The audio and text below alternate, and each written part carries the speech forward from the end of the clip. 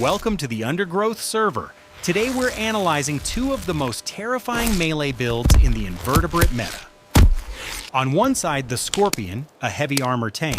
On the other, the Centipede, a high-speed berserker with maxed-out agility. Before we start the PvP breakdown, let's look at why these players haven't changed their skill trees for millions of years. First, the Scorpion.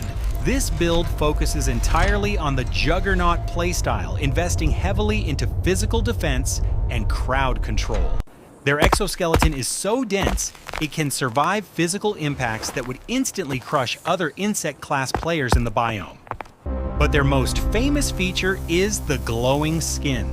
Under UV light, the Scorpion player looks like a neon-lit gamer PC. For primary weapons, they use pedipalps, massive pincers designed to lock down opponents and prevent any chance of a tactical retreat. However, the pincers are just the setup. The true ultimate is the Telson, the venomous stinger at the end of the tail. Depending on the subclass, this venom can cause anything from minor DOT damage to an immediate connection terminated for small prey. But Scorpions suffer from a low speed stat. They are ambush predators who prefer to camp in burrows rather than chase.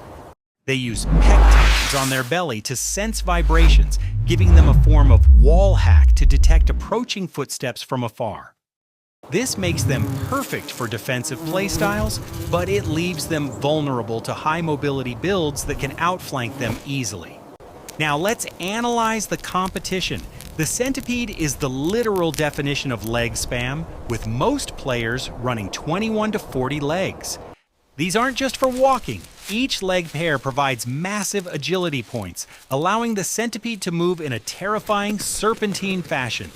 If the Scorpion is a tank, the Centipede is a glass cannon berserker. It has very little armor but maxed out aggression. Their main weapons are forcipules, modified front legs that function like venomous fangs right next to their mouth. Unlike the Scorpion's slow sting, the Centipede delivers rapid-fire bites, injecting a cocktail of neurotoxins that paralyze the nervous system. They are also extremely flexible.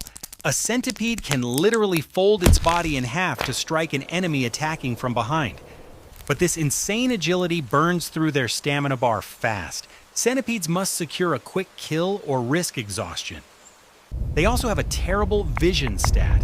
Most Centipede players are practically blind, relying entirely on their antennae as radar. So, what happens when the high-speed berserker accidentally trespasses into the heavily fortified base of the tank? The Centipede initiates combat using its speed and length to wrap around the Scorpion like a multi-legged snake. This grappling phase is brutal. The Centipede desperately tries to find a weak point in the Scorpion's heavy armor plates. But the Scorpion player is ready.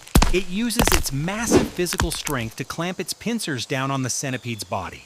Now, the Scorpion unleashes its ultimate attack. The stinger strikes down with pinpoint accuracy into the trapped opponent. The venom immediately drains the Centipede's HP. In tight spaces, heavy armor almost always beats glass cannon speed builds. However, if the Centipede manages to ambush first and inject venom into a soft joint, the tank gets melted instantly. How do these builds fare against others? Scorpions easily dominate smaller spiders and beetles using their pure physical bulk. But they struggle heavily against specialized mammal players like the meerkat, who have built-in immunity to their venom. The Centipede, meanwhile, is an active griefing class. Giant variants regularly take down vertebrate players like mice and lizards. They have even been recorded hanging upside down from cave ceilings to snatch bat players right out of the air. In conclusion, both builds are S-tier. The Scorpion is perfect for beginners wanting a high-defense, reliable camping playstyle. The Centipede is for high-skill players who prefer hyperspeed, stealth, and overwhelming aggressive burst damage. Which invertebrate bruiser would you choose for your next playthrough? Let me know and subscribe for more Earth Online meta.